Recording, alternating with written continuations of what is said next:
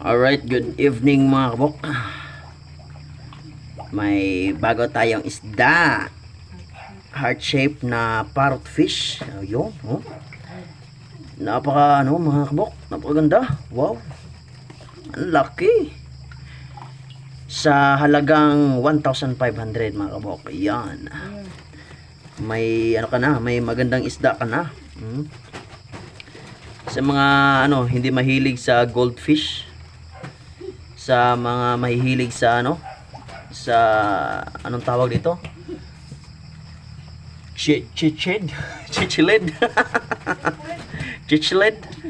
yan.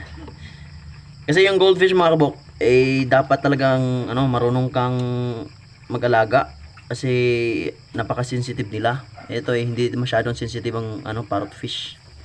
Tapos yung goldfish dapat talaga always kang mag water change, kasi pag hindi ka nakapag water change nun, madali lang yun magkasakit, parang yung hasang nila parang may tutubo na puti, hindi kaya may kuto.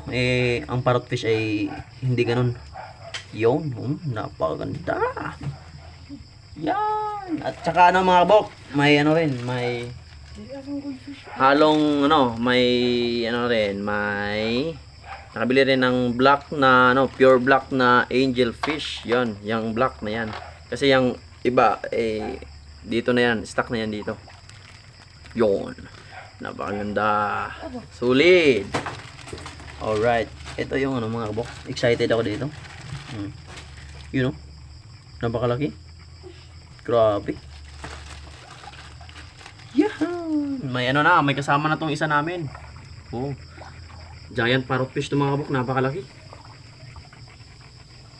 Nangangagat na. Yung nasa unang vlog ko, ito, kinagat ako nito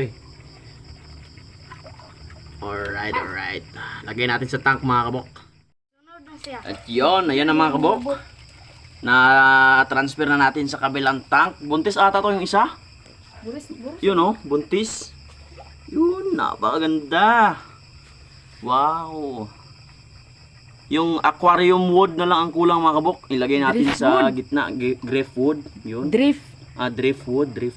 Yarn. Okay. King Kong parrot. King Kong pala tong yung isa, yung malaki. Tapos ito, yung dalawa, bagong bili, heart shape na parrot fish. Tapos yung mga angel fish mga kabok, yun nilipat sa kabilang tank. Yun. Yung parang ibis. Yun ang ganda ng pure black na angel fish. Yun. Alright, that's all mga kabok.